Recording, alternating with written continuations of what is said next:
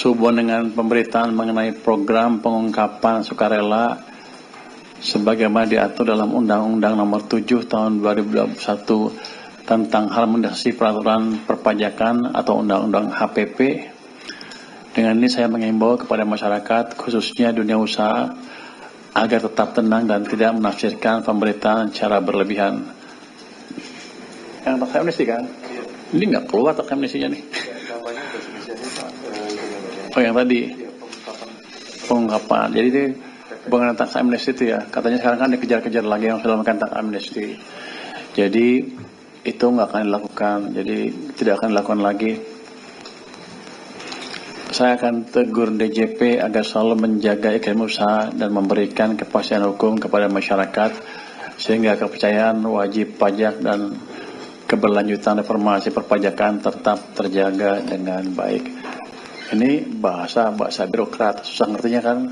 Saya aja nggak ngerti. Kalau gue aja susah ngertinya, apalagi gue orang. Pada saya gini, yang udah tax amnesty ya udah, di amnesty nggak akan digali-gali lagi. Yang itunya, yang sudah daftarkan itu. Ke depan hanya mereka harus bayar sesuai dengan bisnisnya aja, perkembangan bisnis seperti biasa. Jadi ya tadi saya akan tegur Dirjen DJP. Dan ke depan kan udah berkali-kali nih. Pajak mengeluarkan beberapa pengumuman yang agak meresahkan ya. Ada pajak tol, pajak ini, pajak itu. Jadi nanti ke depan yang bisa mengumumkan kebijakan pajak hanya saya, bukan Dirjen Pajak lagi.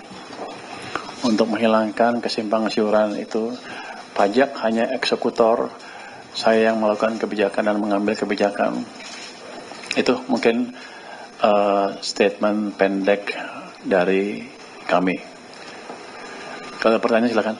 Berarti yang untuk pengecekan itu nggak akan dilakukan ya Pak untuk yang tax amnesty itu? Katanya kan ada nama yang belum sepenuhnya diungkapkan Pak.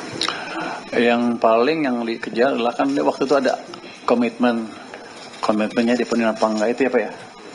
Selain itu tidak akan dikejar lagi. Kan kalau itu kan seperti jebakan. Anda masuk tamasih deklarasi, habis itu kita kejar mana yang kurang, mana yang ini. Kalau gitu kredibilitas pemerintah akan hilang karena ke depan kebijakan serupa pasti nggak akan jalan. Dan kita seperti berburu di kebun binatang, kita akan perluas tax base, bukan itu caranya meningkatkan pendapatan pajak.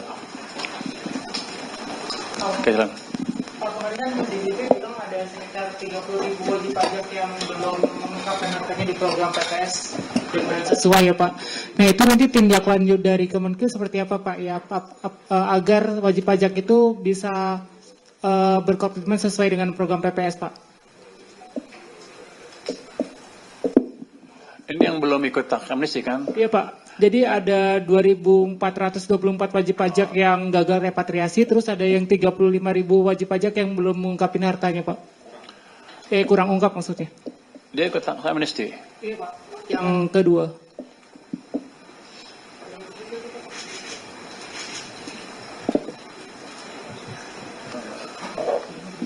Nanti kita dalami lebih lanjut ya, saya nggak bisa jawab sekarang. Kalau untuk saya sih begitu tax amnesty sudah selesai. Yang saya kejar adalah yang belum ikut, yang belum mengungkapkan dengan sesungguhnya. Itu yang akan kita kejar. Jadi kalau misalnya saya rugi, ada sebagian yang ikut tax amnesty, tapi mungkin ada kelewat beberapa aset, yaitu resiko pemerintah ketika melakukan tax amnesty itu. Harusnya pada waktu eksekusi diperiksa semuanya. Gitu. Jadi itu resiko yang harus ditanggung pemerintah. Kita nggak akan kejar lagi. Yang kita kejar adalah yang belum ikut amnesty dan pendaftarannya, pelaporannya belum benar itu. Jadi kalau ada kebijakan itu nggak akan semuanya bisa sempurna. Kalau ada kesalahan jangan disalahin yang ikut. Harusnya pada waktu eksekusi itu kita berusaha dengan betul. Setelah selesai ya sudah. Kecuali ada komitmen atau janji-janji yang akan dipenuhin yang belum dijalankan, kita akan kejar itunya, tapi nggak akan diubek-ubek seperti yang dilakukan banyak orang itu. Jadi kita tidak akan berburu di kebun binatang. Pak, ini kan beberapa kali Bapak mengklarifikasi soal pajak ya Pak. Terus Iya makanya saya capek. Terus Bapak bilang emang pajak itu kan kalau mau diberlakukan ketika ekonomi tumbuh mendekati 6% ya Pak. Sekarang kan udah 561 nih. Mau mastiin aja emang tahun ini kayak gitu akan ketika nanti mendekati 6%, apakah Bapak akan memberlakukan pajak? Di samping itu Bapak juga pernah bilang Bapak tuh pengennya pajak 30% per tahun gitu tumbuhnya. Pertumbuhannya ya. Ya. Oh, kalau yang pertumbuhan ekonomi 5,61 kan belum 6 dan belum stabil di 6%. Saya kalau 2 triwulan berturut-turut di atas 6%, kita akan pertimbangan pajak-pajak yang lain. Tapi untuk pajak-pajak misalnya online, approach-nya adalah untuk membuat yang offline bisa lebih bersaing.